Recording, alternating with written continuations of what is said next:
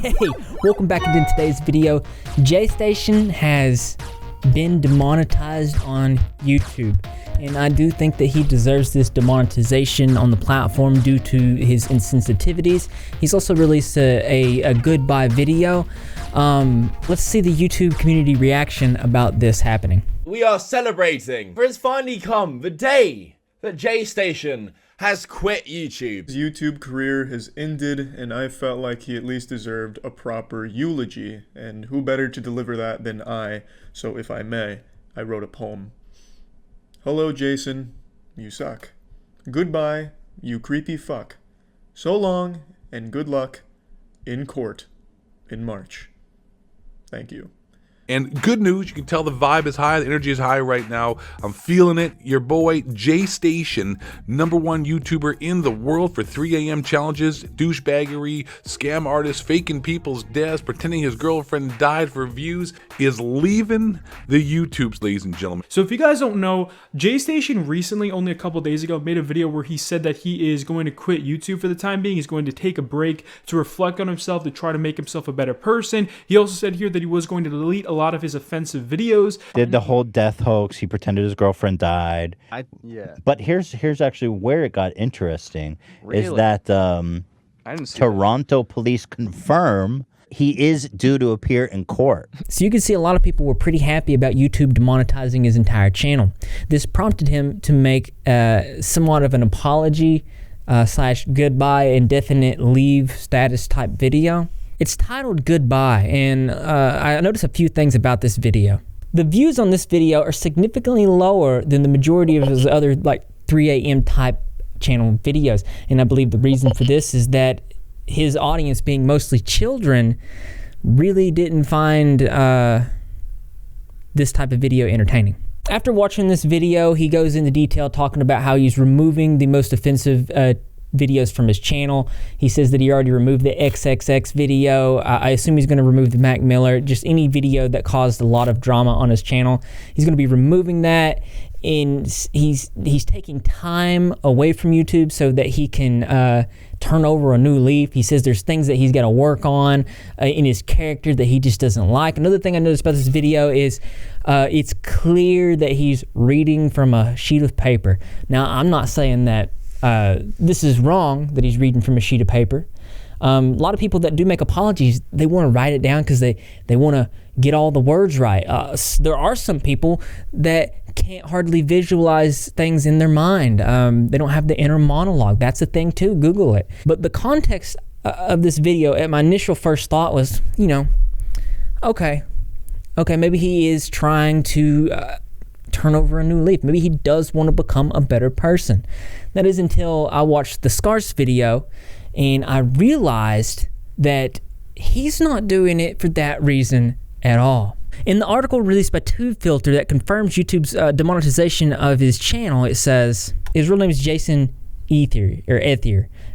Says the goodbye video was published on February 21st as YouTube confirms to TubeFilter that it suspended monetization on Ether's channel roughly 1 week ago. The punishment was not incurred immediately after Ether admitted to faking the death of his girlfriend, fellow creator Alexia Morano, in late January. Even amid persistent outrage from observers, as you guys know, we covered multiple videos on the topic, and a change.org petition signed by over 3,000 people asking for Ether to be booted from the platform. Instead, it says that the decision to demonetize his channel came from his arrest on February 3rd on charges of assault and assault with a weapon. And that's because YouTube usually doesn't take action on channels until there's some type of formal investigation, law, a conviction, or things of that nature.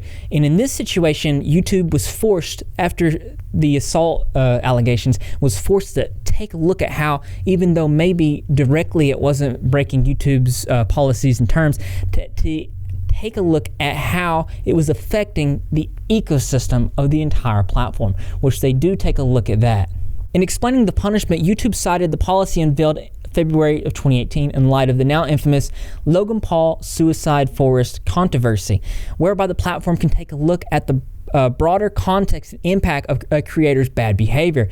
Even if it doesn't explicitly violate the platform's community guidelines, YouTube says it employs this policy to take action on a rare basis, but does so to protect its larger ecosystem of creators, viewers, and advertisers. So they took a step back, they got to looking at it, and they realized that the insensitiveness of taking advantage of recently deceased people for views and clicks was probably not good for children to watch, and they took action. The article goes on to say, in the case of Ether, YouTube says it had been actively monitoring the situation from the outset, but took another look at it after his arrest. So all of this was going on. Jaystation knew that this was going to happen. He knew his channel was going to be demonetized, and so he released his goodbye video, and he's playing off the morality of this. And then I go back to where originally at the beginning of the video I said, well, he's reading from a piece of paper. It doesn't seem very sincere, but sometimes people have to write down what they're going to say. Now with this new context, you can go back and you can look at him, this goodbye video, with the brand new context of he is literally just playing the situation.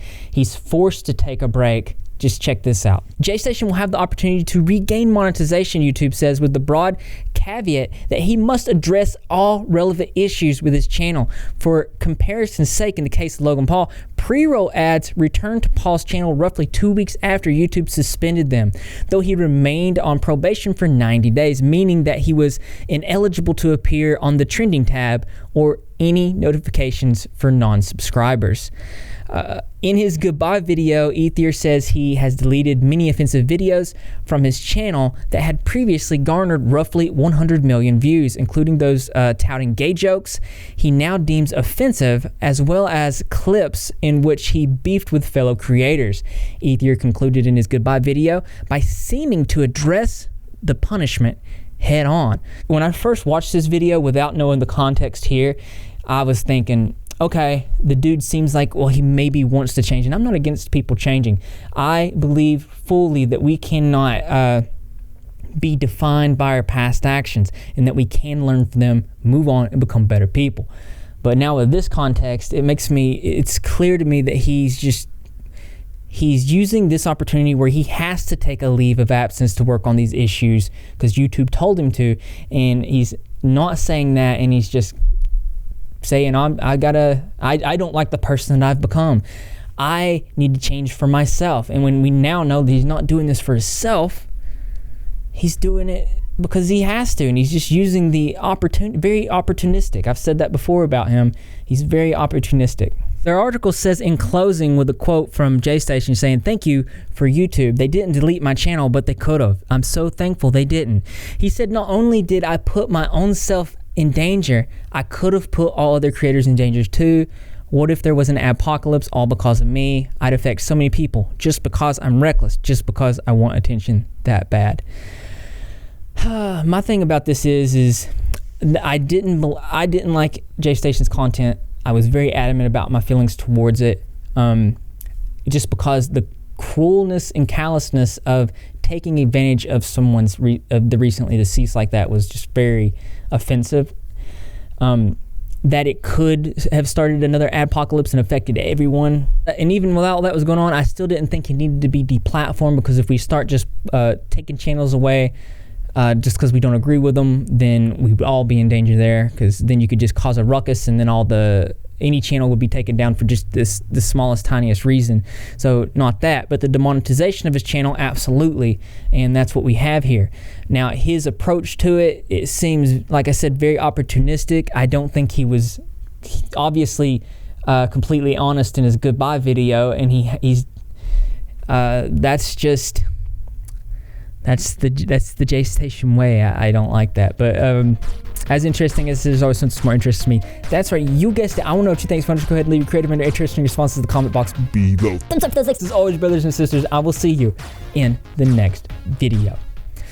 I just don't understand, because he made the whole goodbye video, he made it seem like he was doing it for himself, that he made it seem like he had a realization that he came to and that he understood that all he did was wrong. When you come to find out that literally it's just that YouTube's taking his money away, and then he's not taking a moral approach to it. He's like, oh crap, I'm losing my money, I got to get that money back. So he's just saying all that crap. So it's a very misleading goodbye video, so to speak.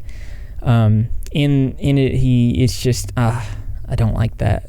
Thank you to my patrons, as always. I really appreciate the support from you guys. Another thing I want to say today is over on the Repzilla Facebook page, I made a post and I said, I'm actually super excited. We are about halfway to getting monetized on Facebook. Thank you to everyone who's been watching the videos and sharing the videos. It means a lot, literally halfway. That's why my focus, like I said, is so much on Facebook this year, because I'm done dealing with the demonetization issues that YouTube's had. You put your all into videos, and these videos get demonetized, suppressed in the algorithm, and you begin to realize that you just can't rely on the platform. So you have to do other things just so people would get your notifications. And my original intent was to make get onto multiple other platforms, just so you guys would have more of a chance to get a notification from me. As you know, a lot of you guys don't get notifications, and I was hoping by the end of the year that we could get monetized on Facebook so we could get some income going there. And now we're halfway, which is completely unexpected. And I just wanted to tell you guys I'm super grateful for all the support on the Facebook page. And if you haven't heard from me in DMs, just hold on, I will get to you. I plan to catch up, be completely caught up by the weekend. So if you haven't heard from me, you will, don't worry. And what else? New merch is coming, designing it this weekend. I'll keep you updated on the Facebook page and Twitter page about that. Because I know that you're ripping, if you're not ripping, you're Greg, and hey, do that, I'll go to subscribe, notification, turn on, be in the comment section of every single video, because I'm going to be there. Greg the Cat's going to be there, and the rest of the Repzilla community as well. And I expect to see you there too, because this channel loves you.